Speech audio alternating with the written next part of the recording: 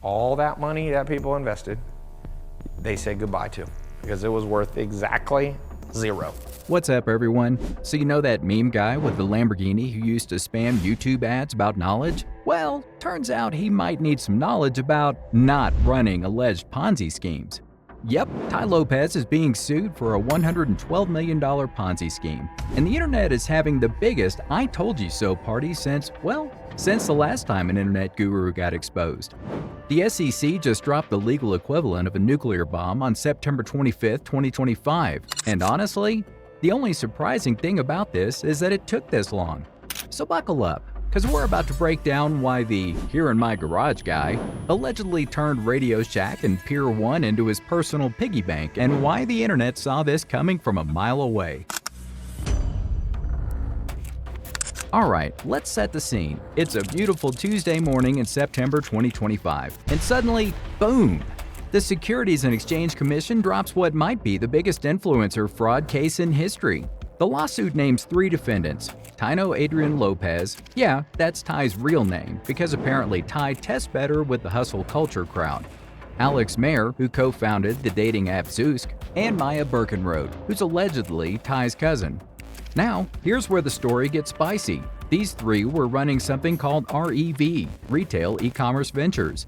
And they had this brilliant idea: hey, let's build all these dead retail brands like RadioShack and Pier 1 Imports and turn them into online gold mines. Sounds reasonable, right?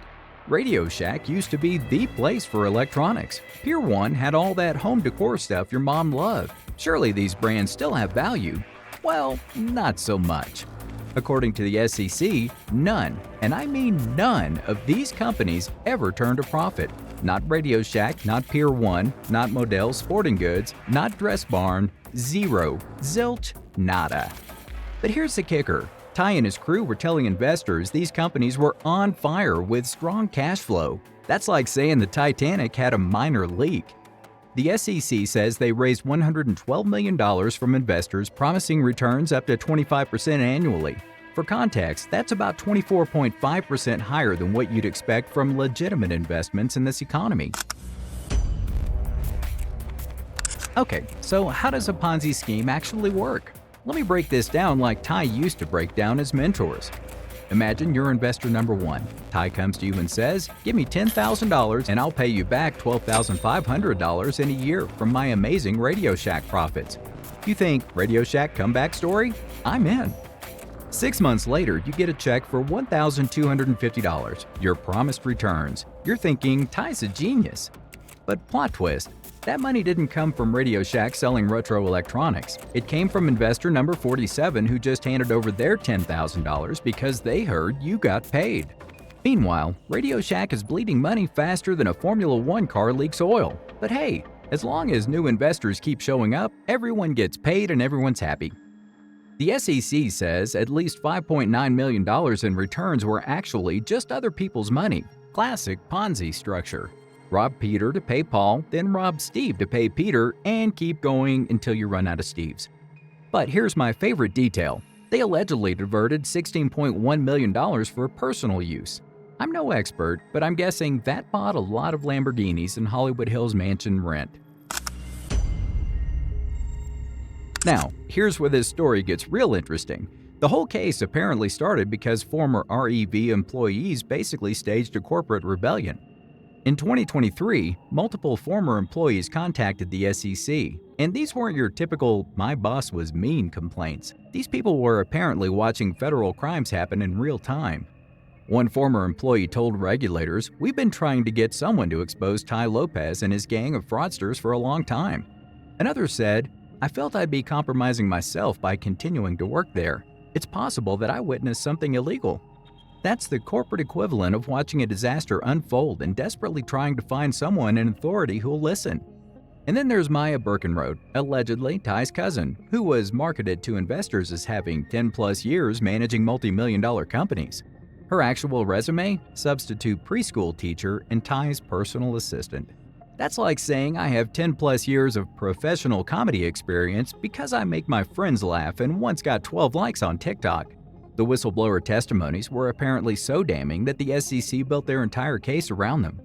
These employees didn't just quit, they basically handed federal prosecutors a gift-wrapped fraud case with a bow on top.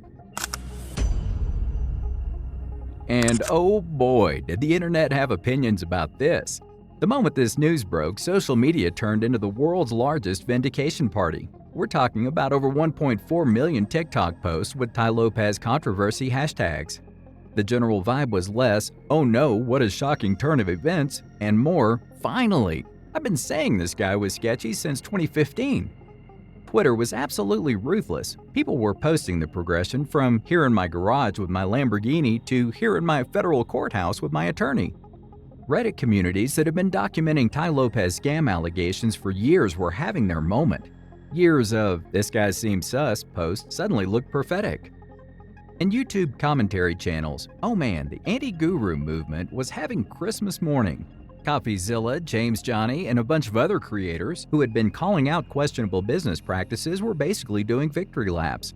Even better, Scott Schaefer, a scam-busting YouTuber, had apparently been investigating REV for years and had access to actual investor chat groups. Imagine being in those chats when the SEC news dropped.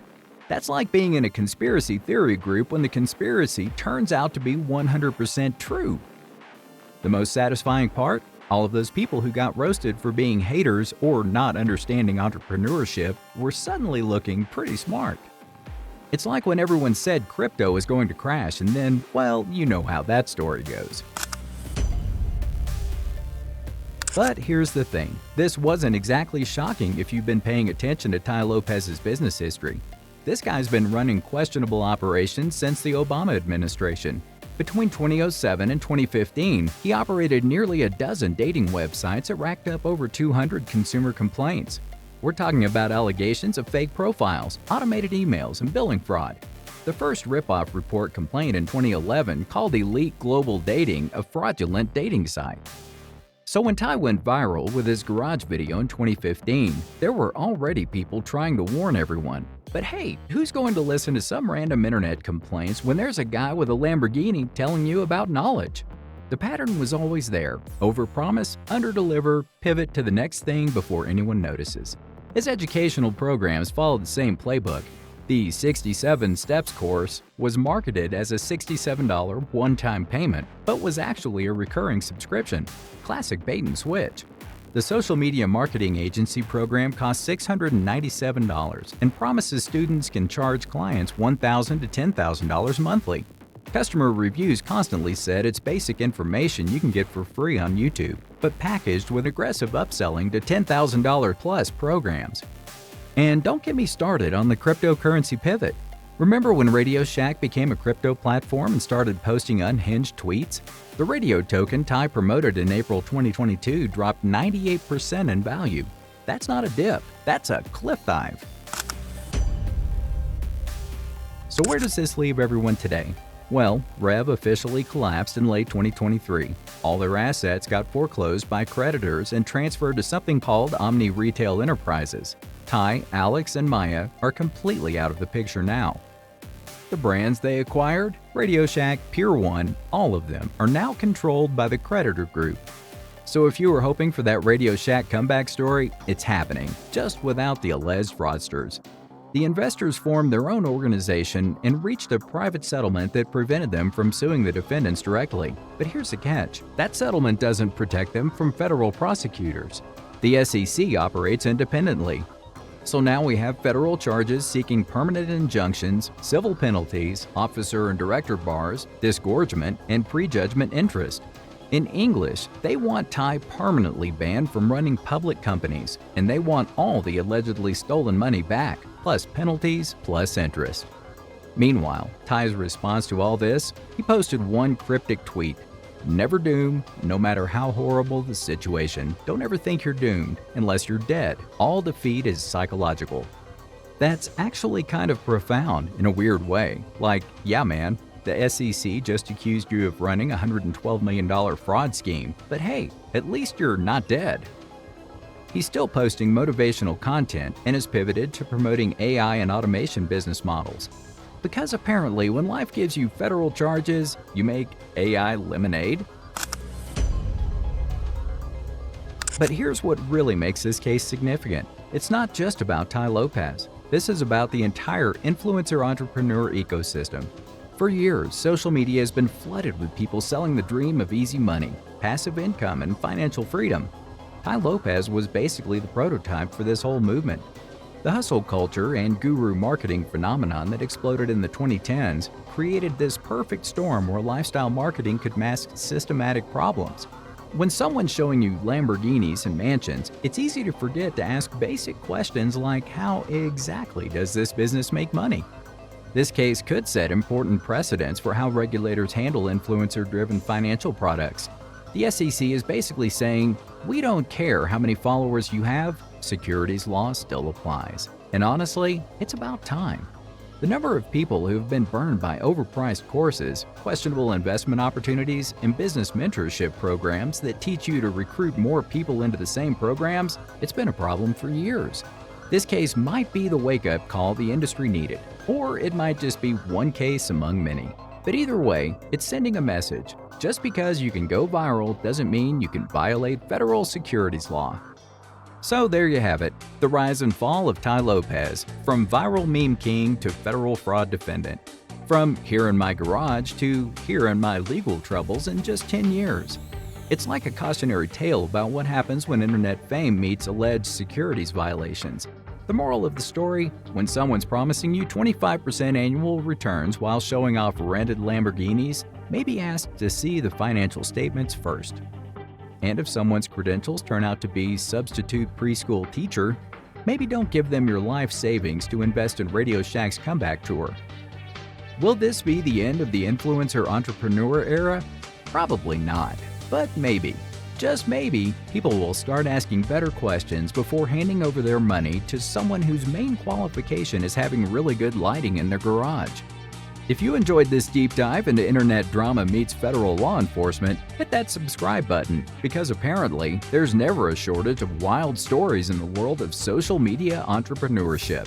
And remember, the only guaranteed way to get rich quick is to sell courses on how to get rich quick. But maybe don't do that, because as we've learned today, the SEC might have some opinions about it. Thanks for watching, and I'll see you next time.